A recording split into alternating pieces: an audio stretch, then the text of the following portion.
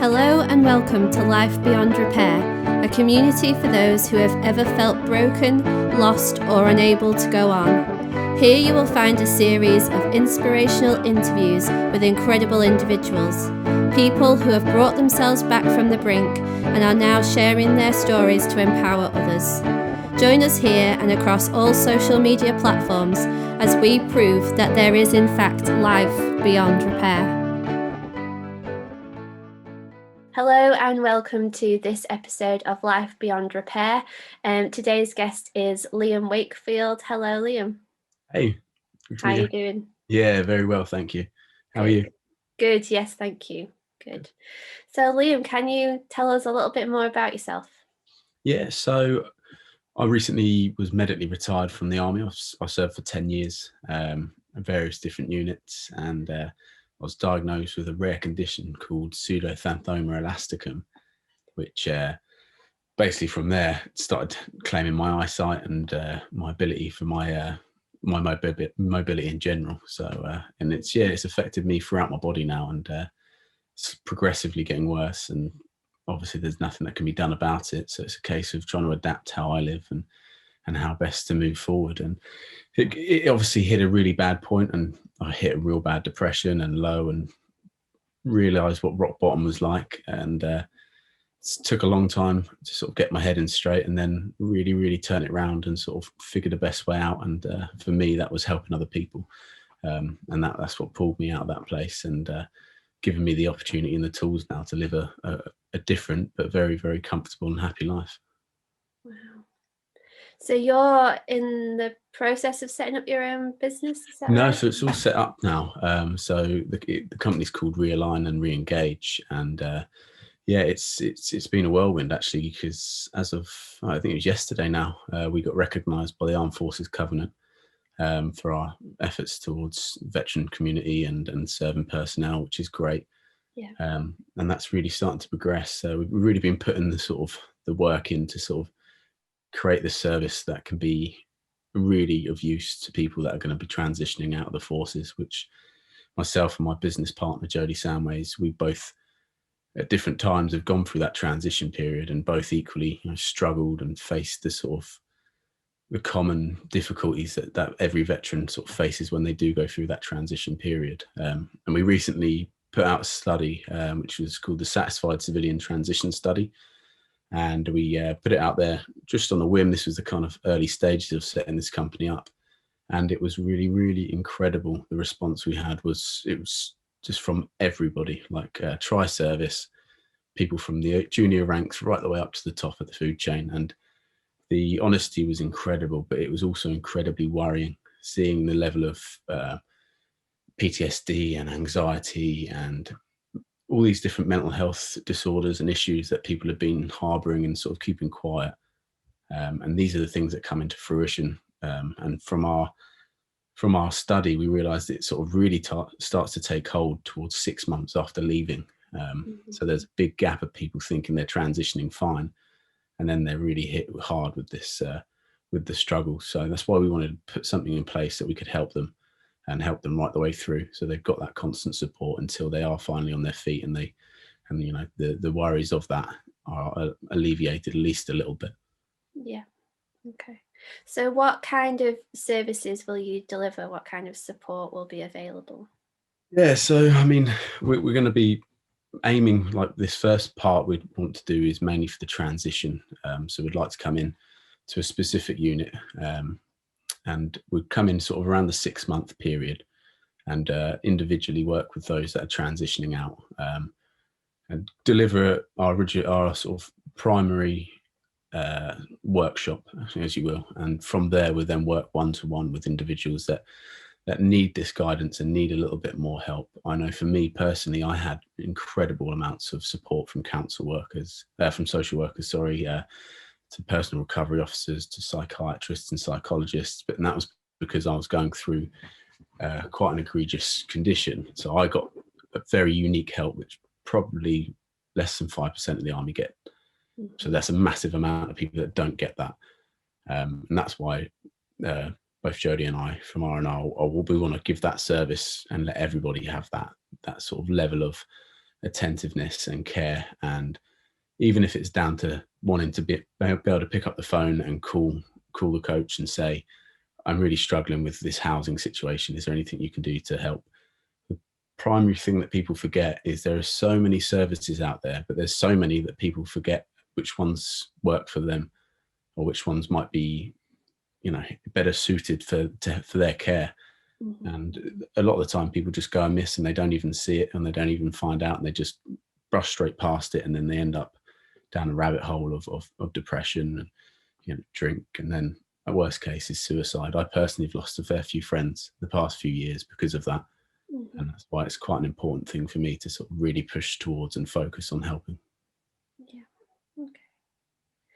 So how did you sort of deal with it, with sort of your diagnosis and what that meant for your career? There must have been some really tough points for you. Yeah, it was very difficult. It was a bitter pill to swallow at first. I was a very active and driven person. I was on the boxing team and I had my desires for where I wanted to go within the sort of services and where I wanted my career to end up. And I've always had a very focused and direct plan on how I wanted to do that. So when I started realizing that I couldn't do certain things and I was struggling with certain things, I did the typical thing of, just cracking on and pushing through it. And there was only so much that I could do that before the limit of exploitation of my body just broke and just told me, no, can't do it anymore. So to then be told, I think it was such a strange turnaround period. I found myself at home off the phone with the doctors and she said, you can't come in anymore. She's like, your soldiering days are pretty much done. And then that was it. I was bounced back and forth from different hospitals and that became my life. And yeah, I was off on sick for a long time. And that really hit hard with me because I wasn't that sort of person that could take sick days. I wasn't the person that I was up at 6 and like, very, very driven from that moment I woke up to the moment I went to sleep. So then to be told that I had nothing to do, that really hurt. And then to be told I wasn't allowed to train or to exercise or do all these normal things that I'd done before, to then be told you can't do any of that, then that even hit harder. And I thought, well, what am I going to do? And I ended up moving on to music and using music as therapy, and it worked incredibly. And again, then I got the drive and passion to sort of push with that, and it started going really well. And got onto the BBC and played the O2 Academy in Islington, and within the space of a year I was doing some wicked stuff. But again, the condition then affected my hands and I couldn't play the shows anymore. And it was that another realization that this was real and it was going to affect every aspect of my life. And that hit the point where I just hit the lowest I could ever have gotten. Drink was absolutely horrendous. I was drinking so much, and that again had such an impact on mental health. Yeah. And it got to the point where it was that split decision of do I bother carrying on with this way of living, or do I make a change? And I made a change, and it was the best thing I've ever done. But it was so difficult to do that. I had the support for the career transition and stuff like that with me, but I didn't have that guidance because no one really knew what I was going through. Mm-hmm. It was such a unique condition that it was hard to relate to anybody on that. And so it's very difficult when you find yourself in a unique situation and no one to really accept and understand what it is you're going through. Yeah. So what influenced that decision? What made you decide, actually there's still stuff for me to do? Yeah, so I've got 2 kids, and for me, I got to the point where it was life or death. It was the only option was suicide seemed the only way out, and I'd never been the sort of person to think that way. And I was constantly finding myself, and don't get me wrong, it was the main participant to that was the drink. It really, it helped drive that nail in and drive me further down. And it got to the point where I couldn't see anything else around me, and that seemed like the only way. But yeah, it was just thinking of the kids and thinking, is that the sort of legacy I'd like to leave? Is that the sort of impression I want to leave on them? I'd grown up and sort of lived my life and my adult life, and in thinking that I could go and be a soldier and be this type of person, or if when that failed, then be this musician, that kind of person. But I think primordially, I just wanted that heroic sort of action to sort of leave behind. But realistically, I'm a dad, and that was the most important thing. And the impression on the kids was the most important thing. And with that came the sort of the idea that, there's a lot of other people in that situation that need that pickup and that help, because they're parents too. They're sort of their husbands and wives. They are these people in society that are walking around with sort of hidden issues, and it's all well and good for the population to post a nice, Instagram or Facebook post about being aware of mental health, but it takes a hell of a lot to then turn around and actually go and do something about it. Yeah. Okay. So what sort of, based on your experience, what advice would you give to people who are at that kind of crossroads in their life of, I can't do that or be that anymore, but I don't know what I can be or want to be? How would you help them to sort of navigate that? Yeah, it's always a difficult decision to make when you come to that crossroads in life. And I think identity and personal identity is one of the hardest things to figure out, especially when you're surrounding yourselves with perhaps the wrong people, or even the right people, but in the wrong time or circumstance. I mean, for me personally, I think the most important thing, which is imperative, is people to reach out or find someone that you can and you feel like you can voice out to. I had someone contact me a few days ago that I don't know at all, but obviously they knew my story and they knew who I was. And then that spurred them to feel like they could reach out to me, because it inspired them to go, okay, I want to reach out. But they wanted to reach out to someone that was going to have that positive influence. You could reach out to friends and family and have that negative sort of, sometimes it's not the right time to hear the things you don't want to hear. Now that can be as detrimental as it can, like doing the right thing of reaching out. So I think it is important to look out to who you're reaching out to. And with that, I think that's when it really does help in sort of figuring out your own personal goals and what is important to you, like personal values. I mean, it's so easy when it comes to mental health to realize that you might have skewed your values to the point where it is making it worse for yourself. So boiling back down to what is important to you and finding out who you want to be in 5-10 years time, and where you see that life, that perfect life that you picture, and then work out what the values that you need to be that person. And then you work back from there and you realize, okay, then this is what I need to do today to be that person tomorrow. And you keep working from day to day. But I think it all starts with reaching out and being able to, I mean, don't get me wrong, it's fantastic the people that don't and they can manage to pick themselves up from that place, but it's very rare. I mean, I had a plethora of help, but I mean, it was my decision to really start picking up, but it was very difficult. And had I not had the situation where I had with the children and stuff like that, it probably would have been a different story. But I think, yeah, reaching out is the main thing. Fantastic, thank you. So you sort of mentioned legacy. Where would you like the business to go? What would you like its legacy to be?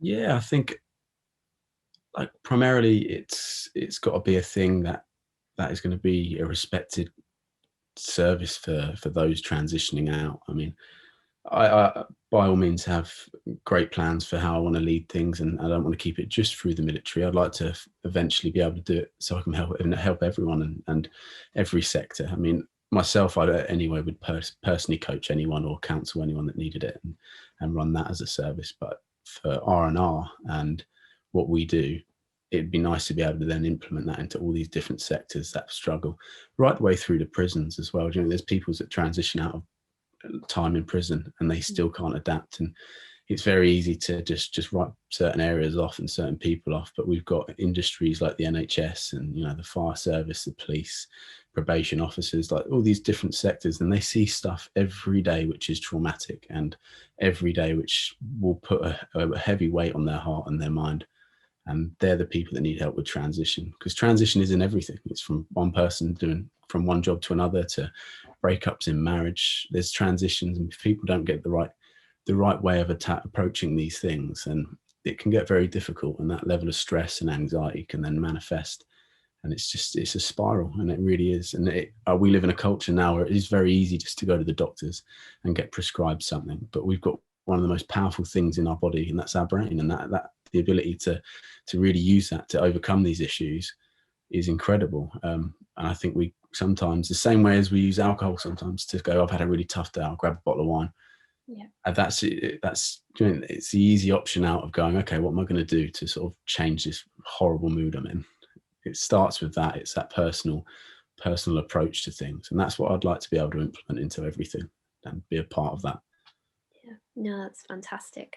So how can people reach out to you and your business partner and what you do? Yes, I mean, we can be found on Facebook and Instagram, and our website, which is realign@reengage.com. And yeah, we're on there, and we're trying to get everywhere we can, and sort of, but very easy to track down and to comment. And we're on the phone 24/7 for help, so we're always there to reach out, and also to signpost. If it is something that may be beyond our capabilities or reach, then we've got enough of a knowledge to be able to signpost further and make sure people get the right help. Brilliant. Well, it sounds like you're doing great work, and I'm really excited to see where it goes. So thank you for sharing. We do appreciate it. No, thank you for having me. Welcome.